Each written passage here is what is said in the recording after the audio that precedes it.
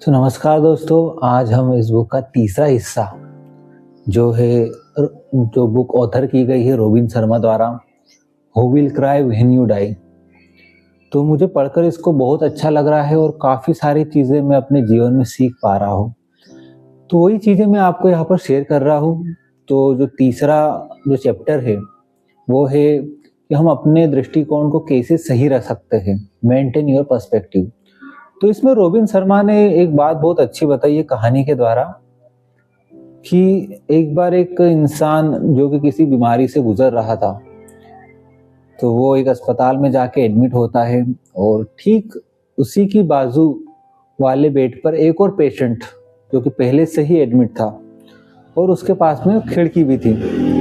उन दोनों के बीच में वो काफ़ी गहरी दोस्ती हो जाती है और जो भी खिड़की के बाहर जो भी हो रहा था तो उस के दोस्त को वो सुनाया करता था कि आज बच्चे खेल रहे हैं, आज बाहर का मौसम ऐसा है, आज बाहर ऐसा हो रहा है, आज हवा चल रही है। तो सारा का सारा नज़ारा वो अपने इस दोस्त को वो बताता था। तो दोस्त को भी पहले पहले सुनकर बहुत अच्छा लगा कि मेरा दोस्त मुझे ये सारी चीज़ें बता रहा है और मैं फील नहीं कर पा रहा था। तो वो कभी कभी ये सारी चीज़ें सुनकर बहुत चिढ़ जाता था। तो एक दिन ऐसा हुआ कि जो खिड़की वाला पेशेंट था, यानी उसका जो दोस्त था, उसकी किसी वजह से सांस रुकने से उसकी डेथ हो जाती है।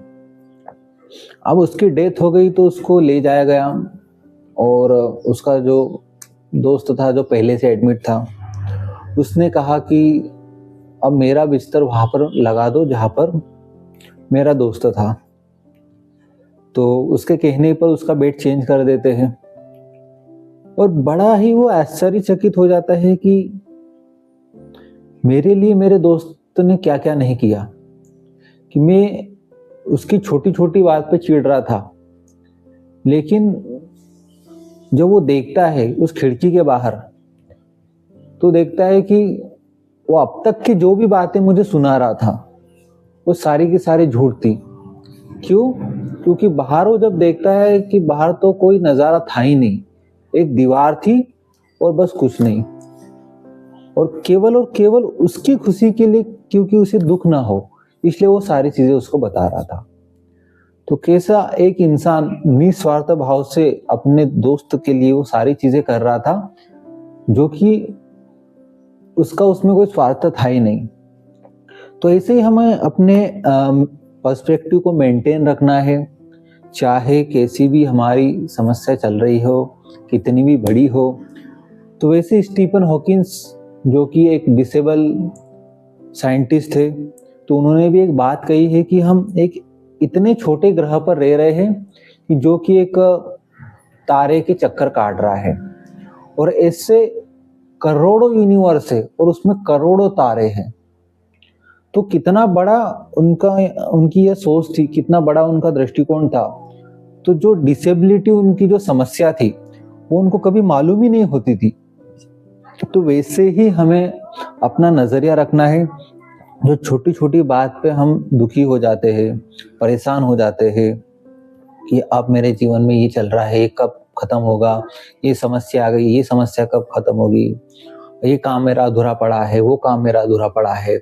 नौकरी में हमारी कई सारी प्रॉब्लम चलती रहती है कि बॉस मुझे डांटते रहता है, मेरी तनख्वाह नहीं बढ़ रही है, बहुत सारी चीजें, बहुत सारे क्लटर हमारे जीवन में चलते रहते हैं। तो थोड़ा समय रुक के हमें सोचना चाहिए इस पर कि वाकई में ये हमारे साथ है भी या नहीं, कि हमने जबरदस्ती बस मान के रखा है, ज्यूम करके रखा है।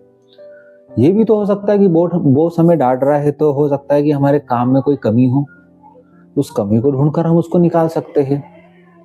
थोड़ा सा सोच विचार करके यदि हम देखें कि क्या कमी है, कोई स्किल्स की कमी है क्या, मैं काम को बेहतर तरीके से कर पा रहा हूँ कि नहीं, यदि ऐसी चीजें निकल कर आती है तो हम उसमें सुधार कर सकते हैं।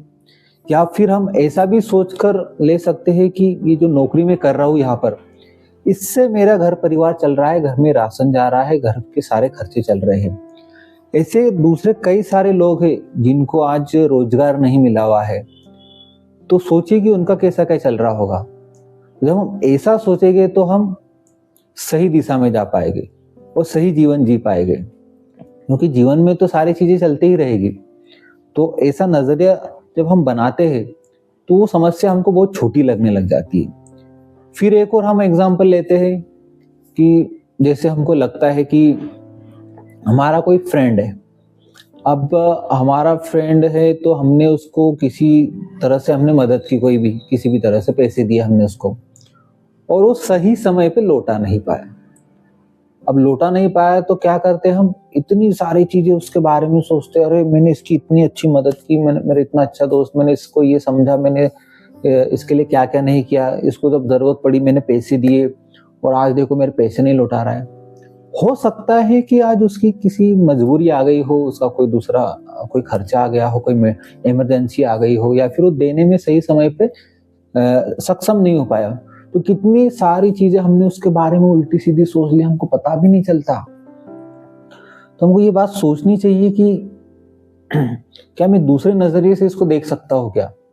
जब हम दूसरा तरीका अपनाते हैं तो हम देखते हैं कि जितने भी नेगेटिव थॉट्स हमारे अंदर बनते हैं उससे हम ओवरकम कर पाते हैं, उसको हम छोड़ पाते हैं। नहीं तो होता ऐसा है कि थॉट्स ऐसी चीज है कि वो किसी के बारे में भी कुछ भी बोल सकते हैं।